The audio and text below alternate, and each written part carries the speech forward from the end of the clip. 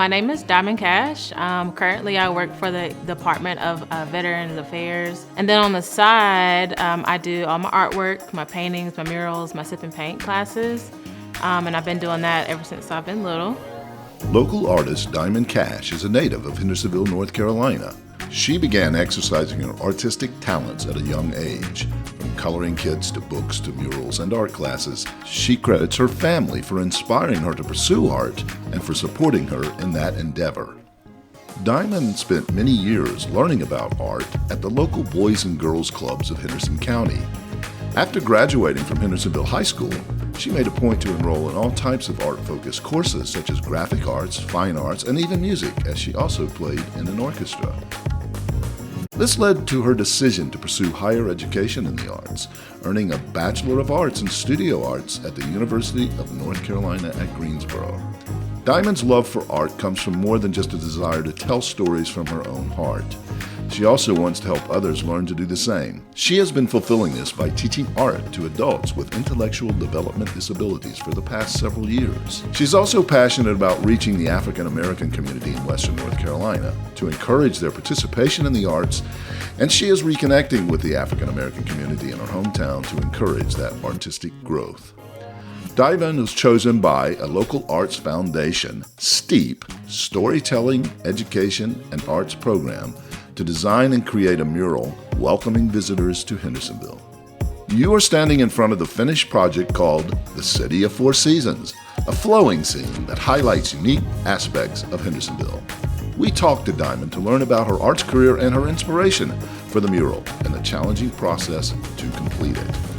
So ever since I was young, I've always drawn, I've always colored. I can remember being in church and my mom handed me the pamphlet of the service and giving me a pen and having me draw on it. And I was about in third grade. I started at the Boys and Girls Club of Henderson County, and I loved to do art there. And then into middle school, I would do the art shows through the club. And I did that with the Boys and Girls Club all the way until I was a sophomore in college. I did a year at Brevard College, and I started my art there too. And then I transferred from Brevard and went on to UNCG. I got my bachelor's of studio art at UNCG.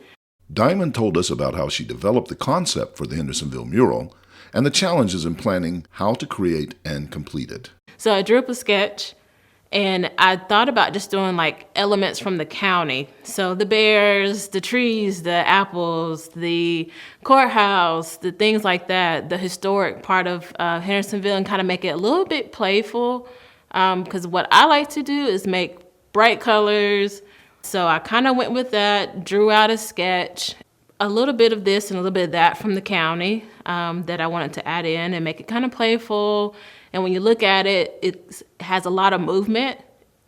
So you look at one thing, it takes you down here, takes you back up here, takes you around and back up to the top. So that's one thing I like to do with some of my paintings, so I wanted to incorporate that with this one. I started back in late August of this year to start sourcing materials and start sketch things out, bring the boards in, trying to find the boards, where to get those from. I found a spot out in Asheville that sells these signboards, and started to figure out how we're going to do it, where we're going to do it at. So I started with the draft. So I added a few more elements. I came and I was like, okay, so what can we do and what can we use to make 320 square feet of artwork? So we found these 4x8 boards and got 10 of them. And so I was like, okay, we're going to have to piece this together like a puzzle. It's been a learning process too, just to figure out like what paint to use, what brushes to use, what sealant to use. Like all of it has been a process because it's been pretty different compared to some of my other projects that are usually just acrylic on canvas. Something that's gonna last for years and years, you gotta find different type of material to use. Diamond described the process of getting such a huge mural painted and the challenges presented by its large scale.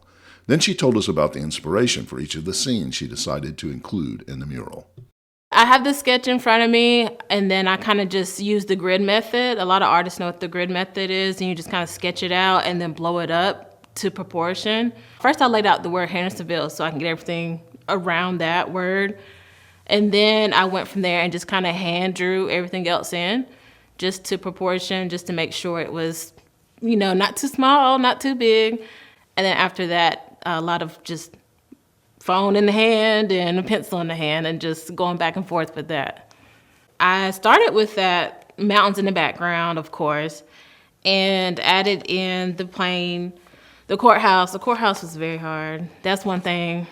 That was one thing that kind of, me and the courthouse was fighting a little bit for a while, just trying to get the curves right and all the little nuances and the brickwork, and that was a lot. But I had to tweak it a little bit. I added a guitar. At first I had a bass, and then I was like, we're gonna add a guitar.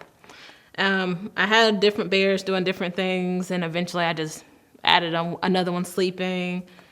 We added the hands, the black and the white hands, just to show, unity for the county that, of course, needs to be, worked on and is in progress. And then we added the LGBTQ flag. They wanted to add that in just to show a little bit of the diversity in the county and the unheard voices that are kind of looked over, as well as us African Americans in the county. And then, of course, the agriculture in the county, the apples, the tomatoes, the corn. And then I pulled in a few other things from the state itself, like the butterflies, the state butterfly, the eastern swallowtail, and just little things, just little nuances. Yeah, it turned out not too bad. Not too bad. Finally, we asked Diamond how she transitioned to a professional artist, getting paid for her work, and what advice she would give to young and aspiring artists. My family, they really supported me a lot. When I have a painting done or have a drawing done, they're like, I'll pay you for it. I'm like, oh, okay, well, maybe I can start getting paid for this. So I started doing small projects. And then from there, more people would start to see it, and they would say, hey, can you do this? I'm like, okay, sure, we'll give it a try.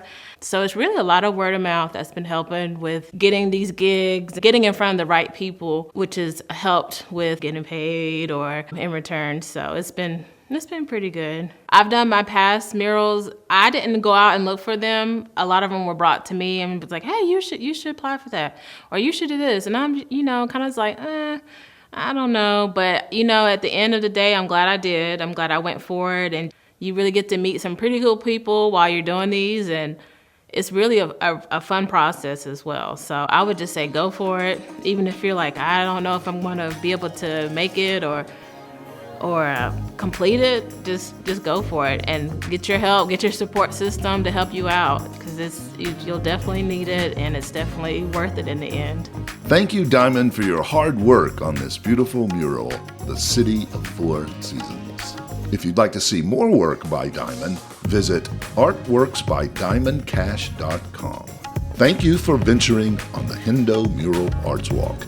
We hope you have enjoyed it.